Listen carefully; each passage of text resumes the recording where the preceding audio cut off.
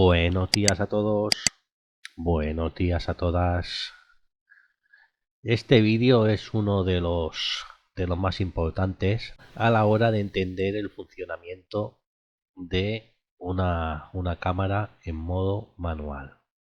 Sois algunos los que estáis empezando la fotografía y no os atrevéis o no entendéis cómo se dispara en modo manual. Bien, dentro de la exposición de una fotografía tenemos tres maneras de realizar esa exposición. Una es con la velocidad de obturación, otra es con la apertura del diafragma y otra es con el ISO. Vamos a ir desgranando este triángulo, que este triángulo se llama el triángulo de la exposición, y después veremos unos ejemplos prácticos para que lo acabéis de entender. Vamos a empezar con la velocidad de obturación, y esta opción lo que hace es que nos indica la cantidad de tiempo que el obturador permanece abierto para que le entre luz. Como podéis ver, el tiempo de la velocidad de obturación o tiempo de exposición, que se le suele llamar, aquí tenemos 1 partido por 30, 1 partido por 60, 1 partido por 125, 1 partido por 250. Todo esto quiere decir que por ejemplo, el 1 partido por 30 es una 30ava parte de un segundo. El 1 partido por 60 es una 60ava parte de segundo. Y así con todos los demás. Como vemos aquí, mientras más baja sea la velocidad de obturación, más difumina el movimiento. ¿Qué quiere decir esto? Pues que si por ejemplo vamos a hacer una fotografía a unas personas que están corriendo y ponemos pues unos 30, unos 60, hasta incluso unos 125, puede llegar a pasar, el movimiento de esa persona que está corriendo quedaría difuminado. Si vamos poniendo velocidades de obturación más altas, el movimiento de esa persona queda congelado y nítido. Para que lo entendáis de una manera clara, imaginaros que vamos a hacer una fotografía sin trípode y le ponemos una velocidad de obturación de 1 partido por 30. Si nosotros disparamos a esa velocidad de obturación, lo más probable es que nos salga una foto borrosa o movida. A partir de 1 partido por 60, y dependiendo de la cámara, pero normalmente 1 partido por 60 para abajo, se tiene que utilizar el trípode para que no nos salga la foto trepidada, que se dice. A partir de aquí pues se puede poner pues 1 segundo, 2 segundos, 4 segundos, 8 segundos, el tiempo de exposición que nosotros queramos, ¿vale? En esto de aquí pues igual se llama velocidad de obturación o tiempo de exposición. Pues esto lo tenéis que tener muy claro. Si queréis hacer una fotografía a algo que está en movimiento, pues hay que subirle la velocidad de obturación. Otra cosa que quiero también que entendáis es que a menor velocidad de obturación, más tiempo de exposición vamos a poner. ¿Qué quiere decir esto? Mientras menos velocidad de obturación pongamos, pues más tiempo va a estar el sensor de la cámara levantado y más tiempo vamos a tardar en hacer la fotografía. Este de 1 partido por 500 quiere decir que es el obturador permanecerá abierto una 500ava parte de un segundo. O sea que casi ni lo notaremos. Bien, vamos ahora con la profundidad de campo. ya digo que después os dejaré un vídeo, haré un vídeo explicando ya con más detalle la configuración y cómo se hace todo esto, ¿vale? Así que no os alteréis porque esto es un poco de teoría que puede ser a lo mejor un poco chocante, pero después lo entenderéis bien. Esto de aquí es la apertura de diafragma. ¿Qué quiere decir esto? Pues con esto comprobamos cuánto abrimos el diafragma para que entre más o menos luz. Si ponemos una apertura de diafragma muy baja, por ejemplo f2.8, entrará más luz en el sensor. Por lo tanto, si nosotros queremos compensar la exposición, pues si es un día soleado y ponemos el diafragma a 2.8 para que entre más luz en el sensor, ¿qué tenemos que hacer? Pues ponerle una velocidad de obturación de 1 partido por 500, 1 partido por 1000. Eso ya nos lo dirá el exposímetro, ¿vale? Pero tenemos que compensar apertura de diafragma con velocidad de obturación y después con ISO, que eso ya lo veremos después más adelante. Bien, como digo, aquí podéis ver esto, el dibujo este. A ver si aquí se ve mejor en esta de aquí. No, aquí no sé, pero bueno. En el dibujo este se puede ver, esto de aquí es el diafragma. Está completamente abierto, entra mucha luz. Y aquí tenemos el diafragma cerrado y entra menos luz. Y vosotros me diréis, bueno, pues abrimos el diafragma tope en todas las fotografías y ya está. Vale, pero dependiendo del tipo de fotografía que hagamos, pues utilizaremos unas aperturas o otras. En este caso, con una apertura grande, el tipo f2.8, f2, f1.8, tenemos poca profundidad de campo. ¿Qué quiere decir esto?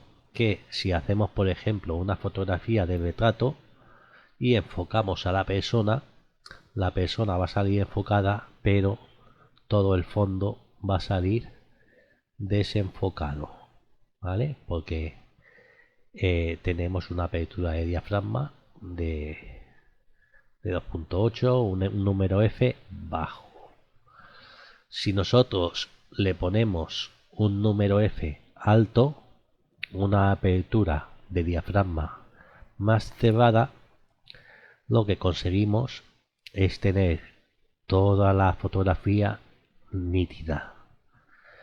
En este caso, yo por ejemplo, para una fotografía de paisaje, pues suelo utilizar un F8, un F11, dependiendo del objetivo que utilice, porque después tenéis que saber que cada objetivo tiene un punto dulce que se llama, que lo que conseguimos es que en esa apertura de diafragma nos dé la máxima nitidez del objetivo. Normalmente el punto dulce suele estar 2 o 3 pasos por encima de la mayor apertura de diafragma. ¿Qué quiere decir esto? Que si nosotros, por ejemplo, tenemos un diafragma de f2.8, si disparamos a f5.6 o a f8, más que 5.6, f8, tendremos el punto dulce o la mayor nitidez que nos puede dar ese objetivo, ¿vale? Pero bueno, eso ya lo iremos viendo con pruebas, como digo, porque esto es la parte teórica del vídeo. Lo que quiero que os quede claro es que a f2.8, mayor apertura de diafragma, entra más luz y tenemos poca profundidad de campo. Con menor apertura de diafragma entra menos luz, pero tenemos más profundidad de campo. Como digo, Si queremos hacer un retrato y hacer que todo lo detrás quede desenfocado, pues aperturas de diafragma abiertas, números F bajos. Si queremos hacer fotografía de paisaje, para tener todo enfocado, pues aperturas de diafragma cerradas y tendremos mucha profundidad de campo. Después ya veréis que dependiendo también del tipo de fotografía que queremos hacer, si queremos hacer una fotografía al sol y queremos que los rayos del sol nos salgan como estrellas, pues también tendremos que subir el F, la apertura de diafragma, cerrar más el diafragma para que entre menos luz y se vean esos rayos de sol. ¿Vale? Pero como digo, eso ya son truquitos que poco a poco os iré explicando. Pues vamos ya con el tercer elemento, que en este caso es el ISO. ¿Y qué es el ISO? Pues es la cantidad de luz que necesita nuestra cámara para hacer una fotografía. Tenemos ISO 100, en algunas cámaras ISO 50, 200, 400, 800, 1600, 3200 y esto seguiría 6400, 12800 para adelante. Entonces, a menor número ISO, pues ruido más bajo. ¿Y qué es el ruido? Pues son esos granitos que suelen salir en la fotografía. Hay fotografías que vemos que están muy bien, pero que le salen como unos granitos en las zonas más oscuras. Entonces, pues dependiendo del ISO que le pongamos nosotros a nuestra cámara, pues así nos saldrá la fotografía con menos o más ruido. Yo normalmente suelo trabajar a ISO 100, pero cada uno os recomiendo que hagáis una fotografía, por ejemplo, desde el balcón a la calle por la noche y lo vayáis poniendo a distintos ISOs. Primero ISO 100, ISO 200, 400, 800, 1600 y vayáis haciendo con cada uno de los ISOs una fotografía. Y después en el ordenador, pues mirándola con cualquier programa, la ampliáis un poco y miráis en qué punto os empieza a salir un ruido que ya es molesto. Si es un ruido pequeño, unos granitos pequeños, pues aún se puede aceptar eso, pero si ya sale mucho granito, mucho ruido muy alto, pues sabéis que hasta ahí podéis llevar vuestra cámara a la ISO. Pero como digo, yo suelo compensar el ISO, lo suelo poner a 100, 200, incluso como mucho 400. En mi cámara no me atrevo a subirlo más de 1600, pero ya digo que no he hecho nunca o casi nunca fotografías a 1600 ISO. ¿Y qué hago si tengo poca luz? Pues a través de la velocidad de obturación y la apertura de diafragma compensar esa exposición. Por eso se llama aquí triángulo de exposición. Como digo, no os preocupéis porque en el siguiente vídeo haremos un ejemplo práctico para que veáis todo esto. Ya sé que puede ser muy cargante, pero si tenéis esto claro, podéis hacer fotografías en modo manual sin ningún problema. Bien, me parece que no me queda nada. Ya os enseñaré algunos truquitos dependiendo de lo que queremos hacer en una fotografía. Como os he explicado aquí en la apertura, pues si queréis hacer una fotografía al sol y que os salgan los rayos de luz, podéis cerrar el diafragma. Si queréis hacer algún movimiento, una persona en movimiento o algo, pues tenéis que darle una velocidad de obturación alta. Y bueno, poco a poco os iré explicando todos estos pasos. No quiero cargar el vídeo para que no se haga muy pesado, y en el siguiente veremos todo esto de forma práctica. Espero que sea interesante para vosotros. Si tenéis alguna duda, sobre todo dejádmelo en los comentarios para yo poder contestaros, porque no quiero que os quede ninguna duda del triángulo de exposición, que como digo es una de las partes más importantes para realizar una fotografía y para entender el modo manual de una cámara. Nos vemos en el siguiente vídeo. Un saludo a todos, un saludo a todas.